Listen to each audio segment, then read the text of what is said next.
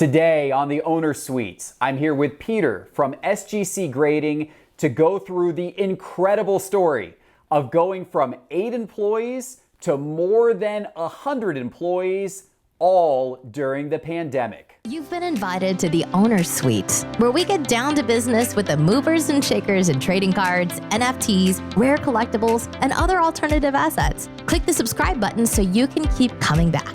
Now welcome Jeff Wilson, the sports card investor.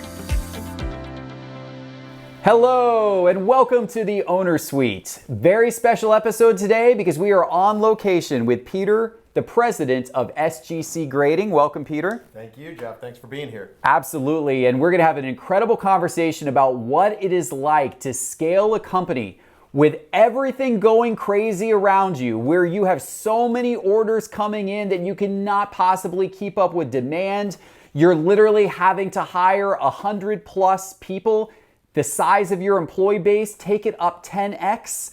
And yes, by the way, doing all of that during a pandemic. This is going to be a fascinating conversation, so stay tuned for that. But first, I wanted to remind you that the Owner Suite is brought to you by my growth agency, 352.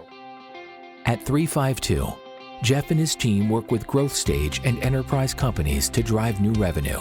They're experts at bringing your business to new customers and markets, building and launching digital products, and pioneering new ventures. Learn what they can do to grow your business by visiting growwith352.com. That's growwith352.com. 352. Let's do what's next. Peter, welcome to the Owner Suite. Thank you. Happy to be here. Yeah, really excited to get into this conversation and hear about the amazing growth and how you managed that, as well as managing through a little bit of crisis, which happened as well. Yes, definitely. But first, though, I'd love to just hear a little more about your background. Where did you grow up and how did you find yourself into the world of card grading? Sure. So I actually grew up in Long Island, New York, up until about the age of 10. It was there that my love of cards, sports memorabilia, sports began.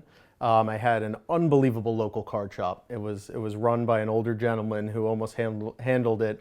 Kind of the candy store in the original Willy Wonka type style, just giving things out to the kids. Is this still there, this shop? Unfortunately, it's not, but man, I have some fond memories there. So my love of card collecting really began there on Long Island, and immediately upon moving down to Boca Raton, it was kind of my first order of business to find a new card shop. Okay. Unfortunately, it was about 2 towns over, but that just meant my parents had a drive to make every Saturday and Sunday.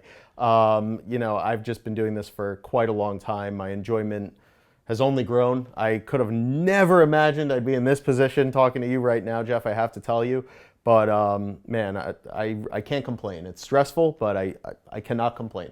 Yeah, and what a story it has been. So you went from having a love of cards, which you had through these card shops and collecting and everything, to actually working in the industry, to working for a grading company. How did that go about? Sure. So it's a funny story. Actually, when I graduated, I'm sorry to say, Jeff, from Florida State. Yeah. We don't like that around here. This is Gator territory right here. When I graduated from Florida State, I actually took a job with a startup company, which was very interesting to me because I always was super geared towards business. I started actually my own little business in college that was fun for a while. And upon wanting to kind of try something new, I actually was told from my mother that she saw an ad on Indeed for she presented it as working in baseball cards. Okay. And I kind of said, okay, I'm not looking to go move boxes for an old man working at a card shop. And when I looked into this, I was like, whoa, this place is 10 minutes away and this is legit. So you didn't even know that SGC Grading was here. You know why? In South Florida. Jeff, I was a modern card collector my whole life. I had no interest in vintage. And at that time, people had no interest in SGC if they didn't have vintage cards. SGC was big in vintage. Absolutely. But it was only big in vintage. Only big in vintage. That's it. Yep. Yeah. And it's changed a little bit since, but that's where we were at basically. Yeah. Okay. So you saw this ad and you said, "Hey, maybe this is something." What job was it that you ended up taking at SGC? Sure. So funny enough, I actually was still at my other position working remotely at the time. Okay. And I specifically remember that, with the ad to SGC, there was a little questionnaire. I believe the position was called customer service representative, even though that was not exactly what I started in. But I essentially took the day off from that job. And if there were 10 questions, it would be something, tell us about yourself. Jeff, I wrote a 4-page essay. I need this job. This is my passion, whatever it is. I just wanted it so bad. And I specifically remember actually going to my now fiance's house, and in the driveway, I got the email saying I got an interview, and that was like this was a dream job for me when I was the absolute lowest man on the totem pole. And to be honest with you, that's where I entered this company. It was what we call today our verification department, research and identification, basically. I had a major leg up on everyone because I love this stuff. Yeah. I was just so unbelievably passionate. You couldn't hold me back from the knowledge. I would come here, I would leave, there's a Target right down the street. I would go rip packs. Back then, honestly, all I could really afford was like Topps opening day. I'm a baseball collector, but that was the year, it was 2018. Okay. So Ohtani was the rookie. For anyone out there, maybe you're chasing the same card as me. The only card in that set worth having was Ohtani. He's at the podium. Anyway, basically, I would buy cards, I would rip them. I would just, when I'm not ripping packs, I'm just searching eBay, that kind of thing. And from there, my passion grew and my knowledge grew, and I realized, man, what the heck have I been doing this whole time? My love for modern only grew, but how haven't I been dealing in vintage? This is so cool, and it was just fascinating to me. I specifically remember it must have been my second or third day on the job. It was an order, a Roberto Clemente rookie comes through right back to back with a Sandy Koufax rookie, which for SGC, that's just another order. Right. But for me, I just remember thinking, man, I'm getting paid right now. You got to be kidding me. Cards, and I just decided, you know what? I'm going to work. I have a very smart, talented then girlfriend, now fiance, who was doing well for herself. And when I go to dinner with her parents, what does Peter do? Oh, Peter works in baseball cards. Well, to them, that sounds like a joke. That sounds like, you know what? You need to find a guy who's a lawyer, who just got out of med school. Right. And I just said, you know what? I'm going to do what I can to make this work. And, a lot has happened. Well, how did you go from starting at SGC in 2018 to getting promoted to president? What was it, about a year later, a year after you started? It was about 2 years later. 2 years, but okay. it was a long 2 years. Right. A lot happened in those 2 years. First off, the company has just changed so much since then. Even, back in 2020 when we were those original 8, that was actually a different, I would say 4 or 5 of them were actually different than the 8 we were the year before. Okay. So we'd been in this process of kind of, I guess I was basically promoted to the role of director of operations. And the first thing that I said is, I love this job so much, and we have such a bold competitor over there in California. We just have no chance unless we want it more. And I said, the first thing we need to do is find guys like myself, guys that look at this job as a privilege, and guys that want to grow this brand as much as I do.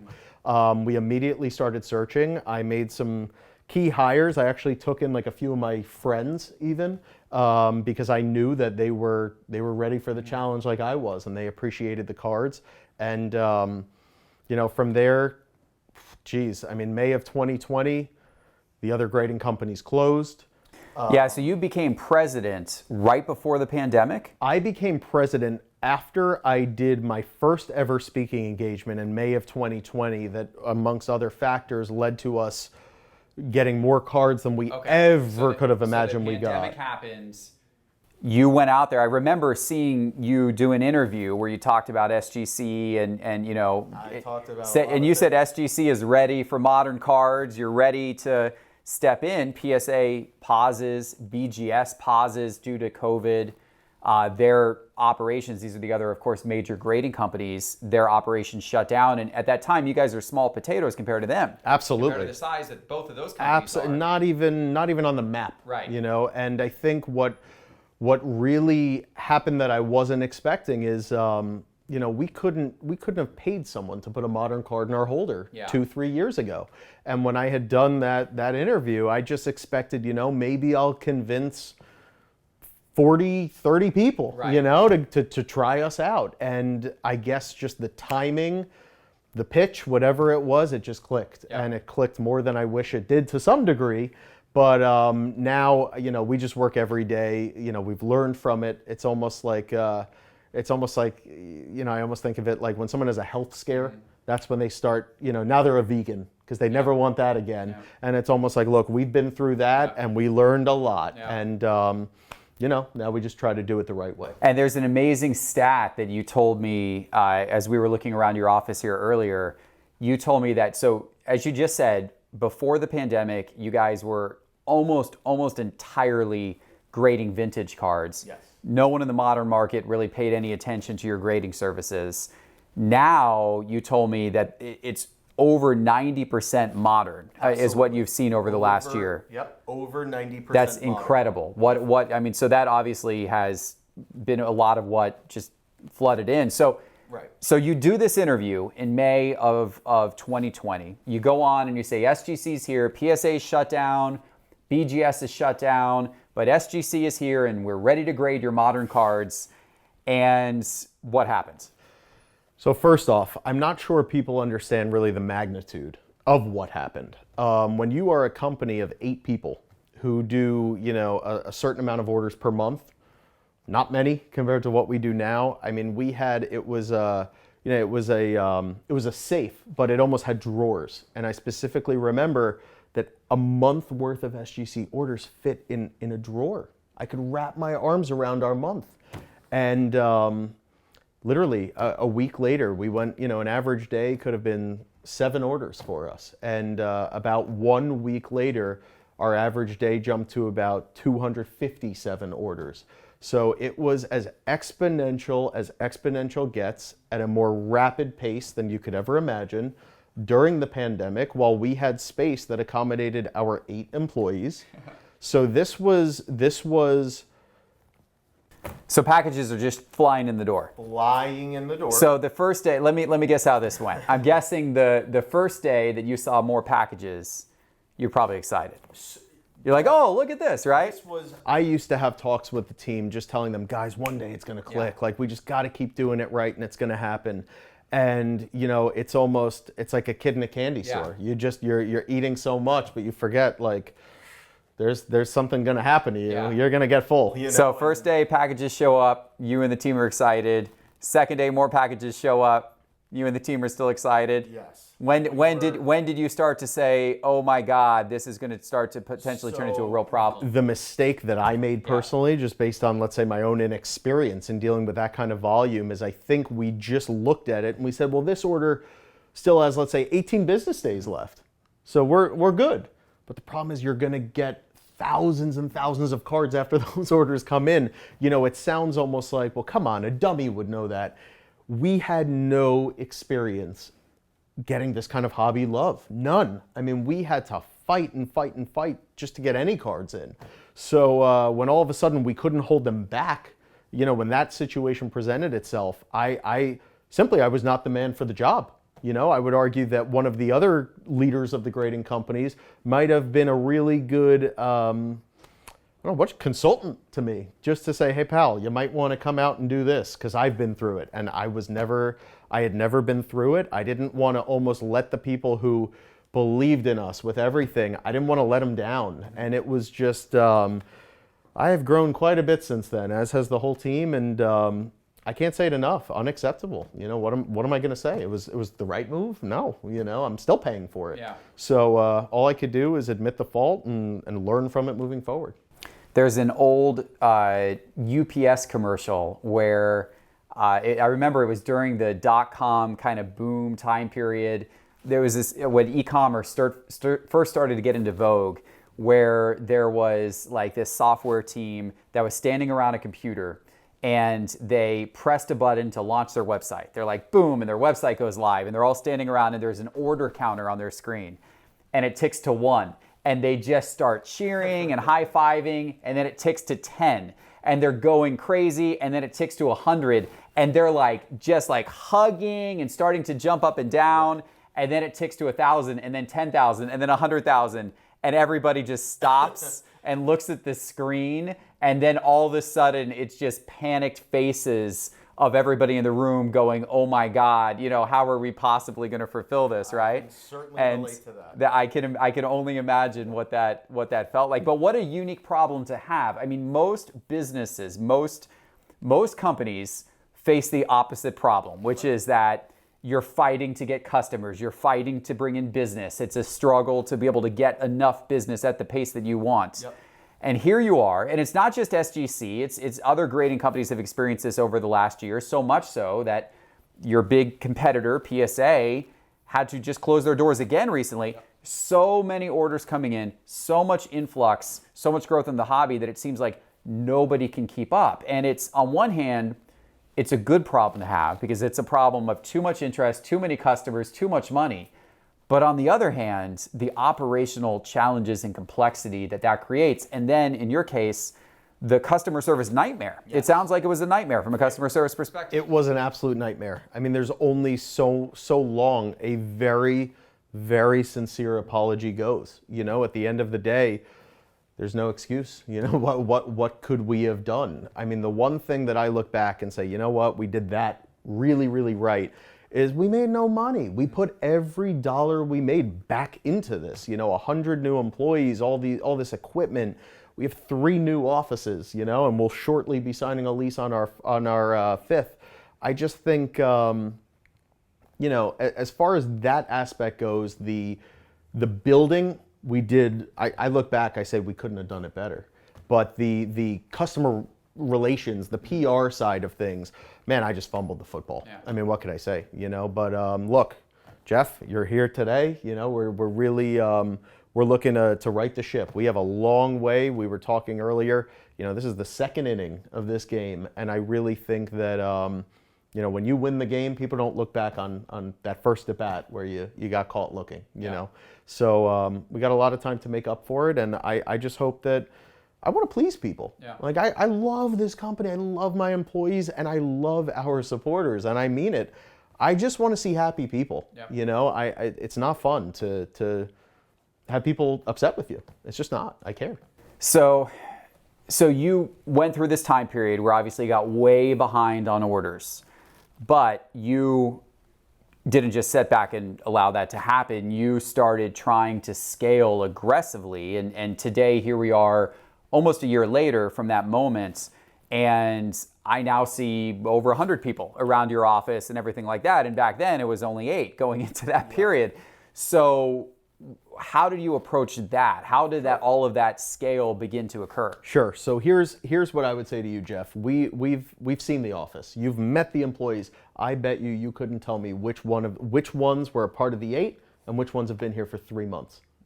They're indistinguishable, and that's what I'm proud of. It's the fact that when you have these letters on your chest, you are a part of this team.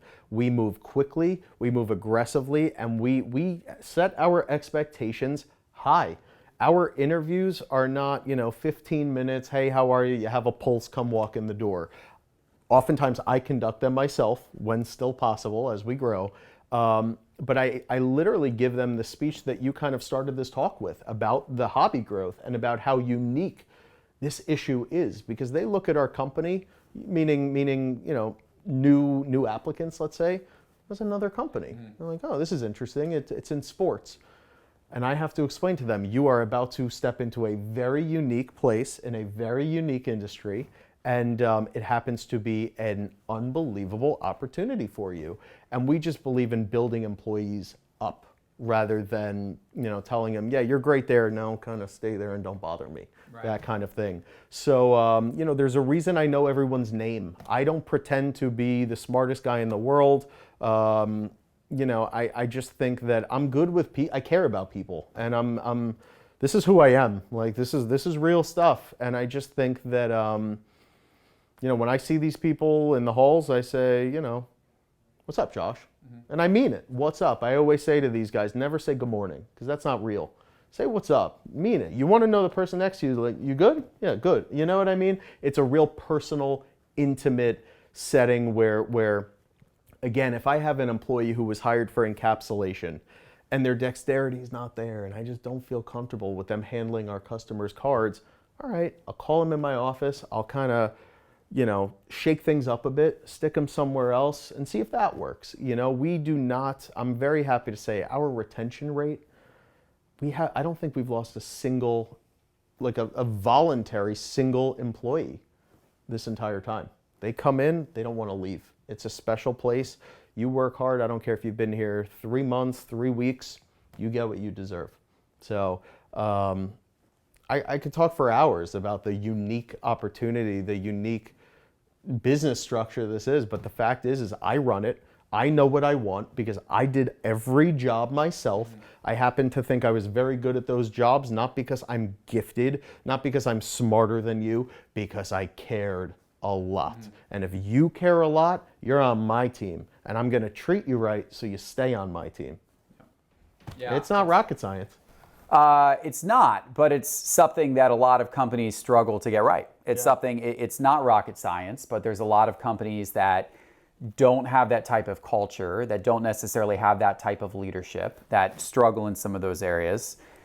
The word, I don't know that you directly said it that often, but the word that keeps coming to mind when I hear you talk is culture. It seems like you really invest in trying to be intentional about creating a culture and not just letting the culture kind of create itself. Jeff, that is 100% correct. You hit the nail on the head. I look at it this way. I could go ahead and keep a quota on everyone. I could say, all right, Mike, how many cards did you encapsulate today? Okay, Steve, how many cards did you proof today? Doug, how many cards did you grade today? I don't believe in it because even if I set that quota, maybe they'd hit it, but they're half-assing it. Their head's not in the cards. I can't trust their work. Instead, I say, you know what? Make them feel like they're a part of a team. Look how passionate these people are. Their comments on every post, positive, negative, good, bad, are competitors. This is like, I almost feel like this is its own sport and this is a team. And I believe in bringing these people in, showing them you are an important part of the team. I tell people on their first day, I say, guys, I remember when we were at 2,000 cards. I said, just so you guys know, here's the story. We were at 208 months ago. Now we're at 2,000. I say, you guys are the most important people in this building because no one's getting us to 2,500 except this group.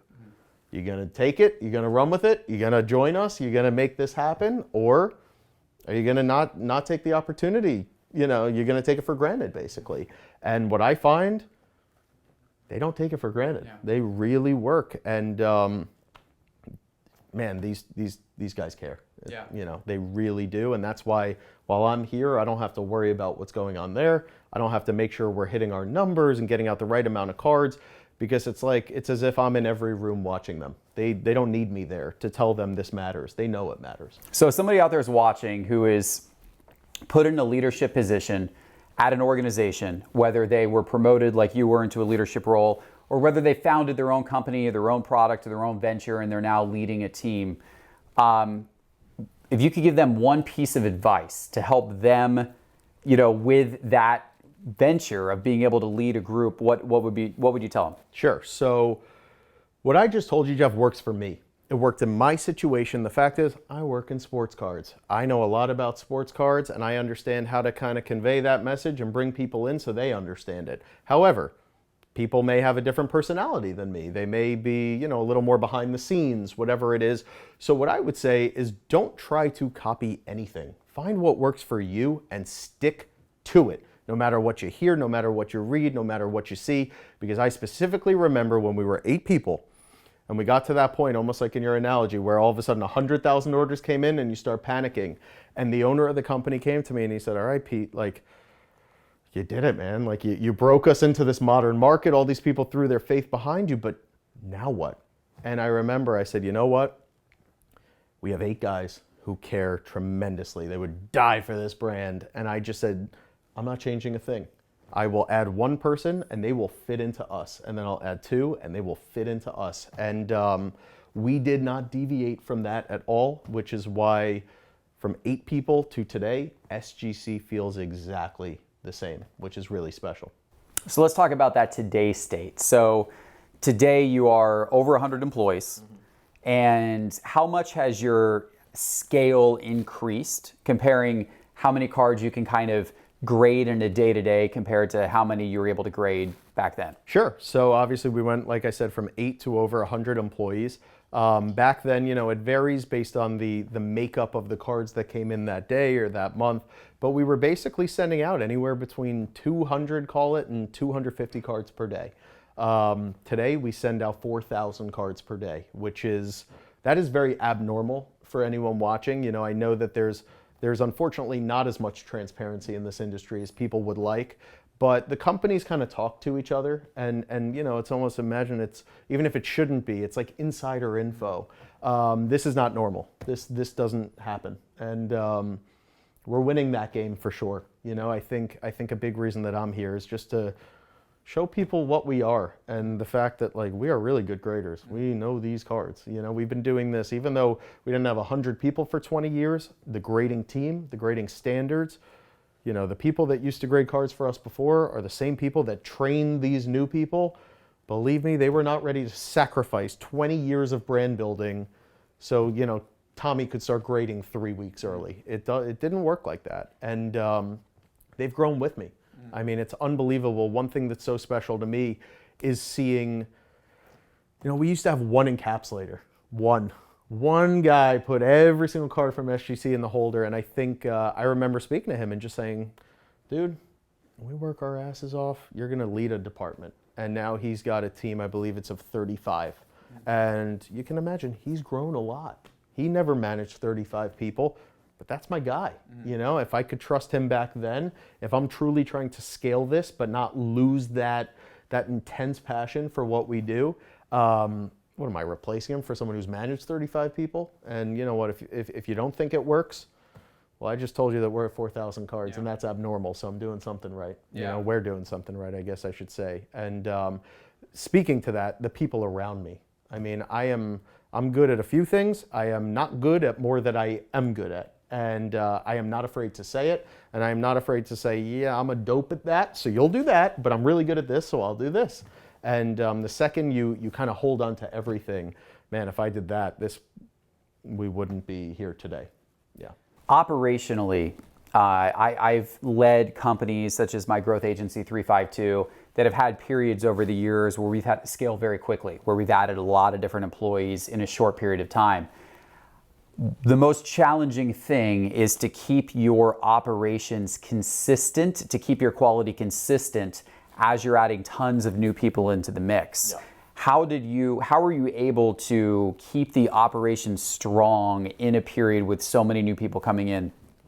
Sure. So there's kind of two aspects of that. So first off is that you need to get all of your workforce, I guess you'd say. If someone is in the encapsulation department, it is a lot more tricky, by the way, for SGC to encapsulate an oversized card than it is a standard size card. That's almost a skill that one acquires after a lengthy training process. I tell my encapsulators, guys, everyone in here should know how to do oversized. Everyone in here should want the 52 mantle in his hand, her hand, because that shows me that you're ready, and that's what their goals are. At the same time, if I go to my grading team, I might say, you know what, Mike, you currently are kind of you're a Panini Prism specialist, let's call it.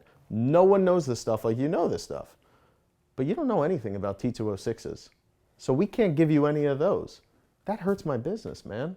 I want to give you T2. Why do I have to choose what you get? Mike, learn T206s. Don't lose your Panini Prisms, but come on, man. They're cards. They're fun. Go on eBay at night. Watch a few, interesting documentaries on old baseball, things like that.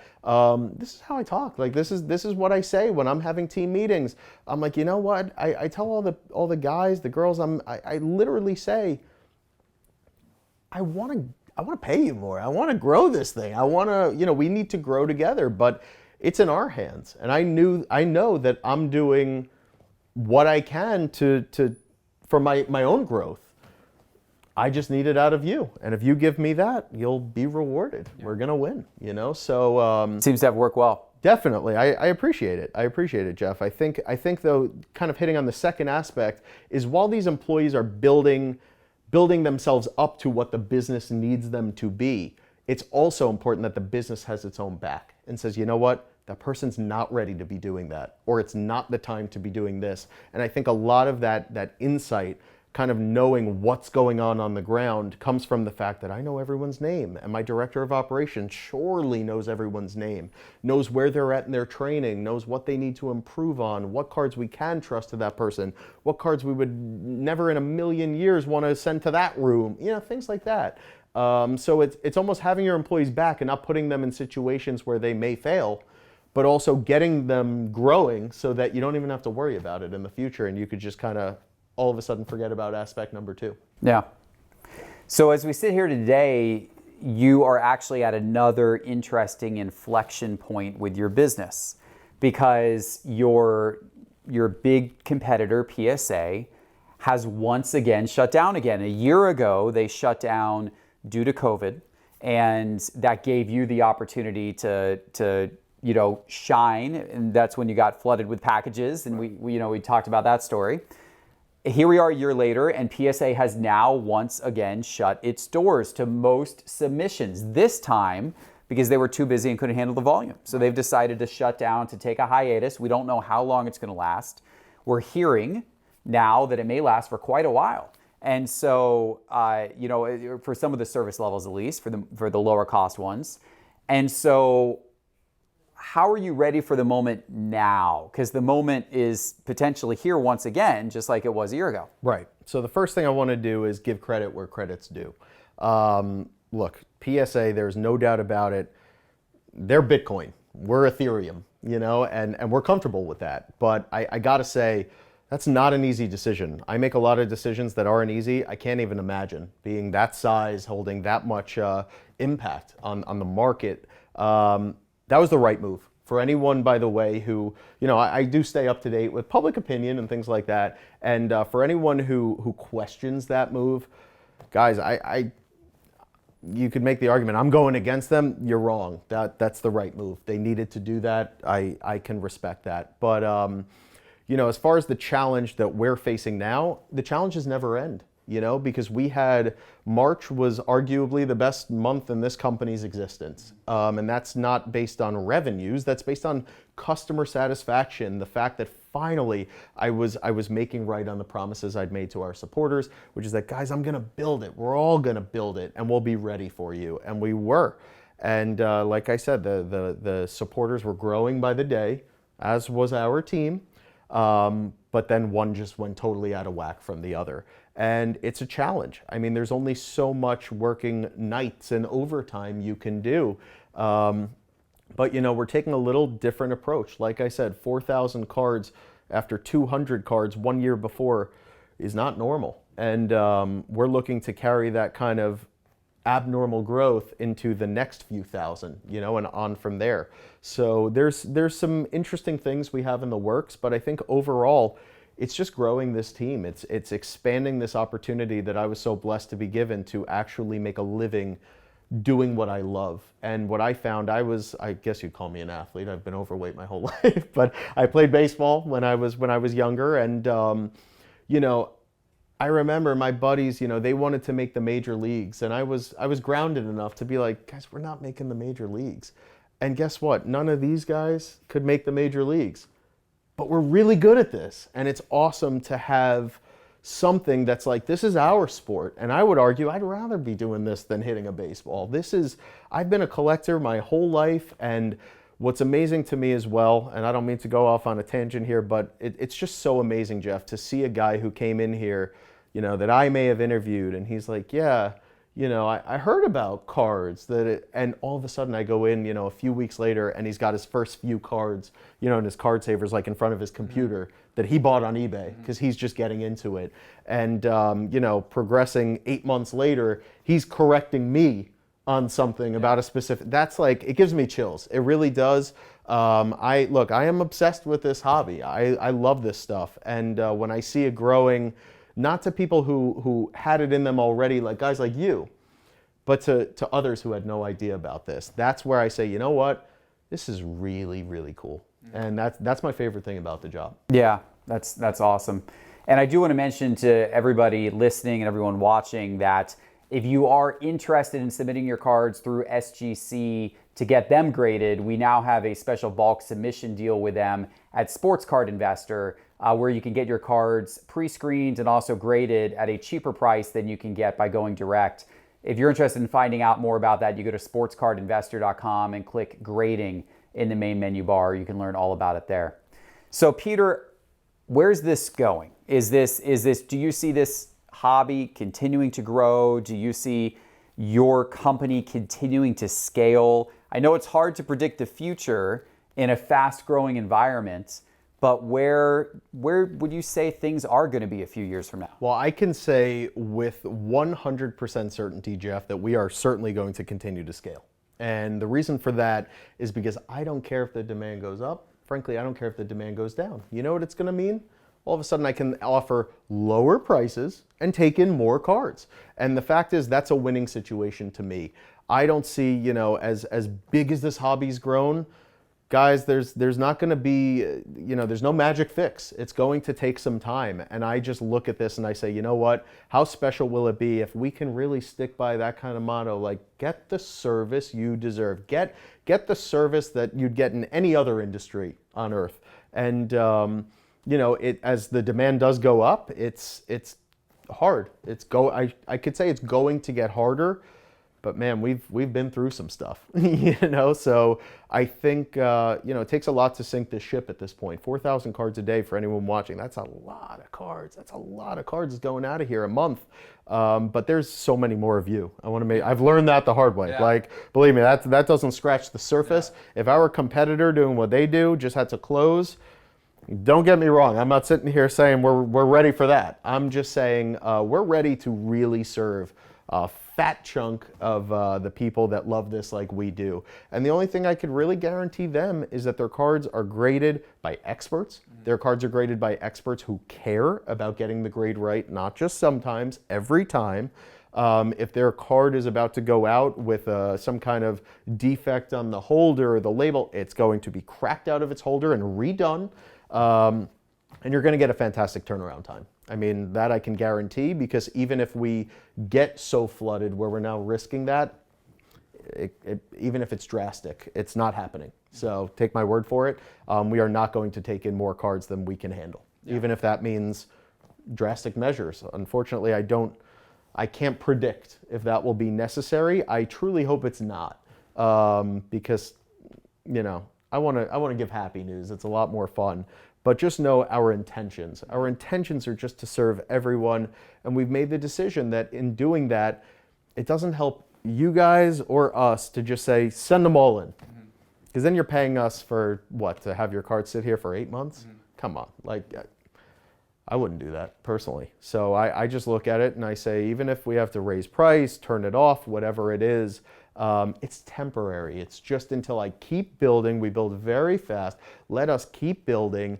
And in addition, you guys almost have to work with us a little. We really are doing everything right. I can promise that. We had a little talk interrupted earlier today because machinery was just delivered that we've been waiting on. That kind of thing isn't going to change. And I'm just looking forward to coming back next time and saying, oh, remember it was that cute little 4,000? Well, now it's X, So I'm just as bullish as I can be on the industry, though. I have to tell you, I think I've heard a lot of kind of the old timers say, almost whisper to each other, like, who are the fools buying this stuff for these prices? This is crazy. And I'm like, actually, no. To me, it's insane that look at sports in America. Look at sport. It's everyone. Sure. I got to tell you, it's hard to hire card people. It's easy to hire sports people. And, when you have Zion captivated the nation last year. It's unbelievable. And you get his, whatever it is, his biggest card. The fact that that's even where it's at currently, I just look at and I say, wait, so there's these many people watching him play. There's these many people investing in stocks and crypto and all these things, and this card's going for that? Yeah, I'm bullish, and I am unapologetically bullish. I think let's get this message out. Let's show more people the sports card love. Jeff, I mean, we love what you're doing. You know, we walked through the office together, and I think you were stopped by probably, I couldn't count them on two hands, the amount of people that were just like, I watch every episode, you know. So we're doing it. You know, this is an exciting time for all of us, I think. Yeah, really exciting. I agree. It is an exciting time to be part of sports cards, to be part of trading cards, to be part of alternative assets. There's so many interesting things going on. Of course, it's what we are covering and what we will continue to cover here on the Owner Suite as well as on Sports Card Investor. Peter, this has been great, and I thank you so much for doing this. And I want to let everyone know, if you want to see a behind-the-scenes tour of SGC and see more of the card grading process in action, if you haven't already seen it, we posted a video to our Sports Card Investor YouTube channel. That's a great video where we go behind the scenes and see how grading is actually done. So go check that out. But for now, Peter, thanks so much for joining us in the Owner Suite. Thank you, Jeff. It's been an absolute pleasure. You're welcome back anytime. Thank you. Thanks for joining us in the Owner Suite. Please click subscribe if you enjoyed the conversation and leave a review to help spread the word. Follow Jeff on Twitter and Instagram at Jeff352. And check out Jeff's growth agency, 352, at growwith352.com. See you next time in the Owner Suite.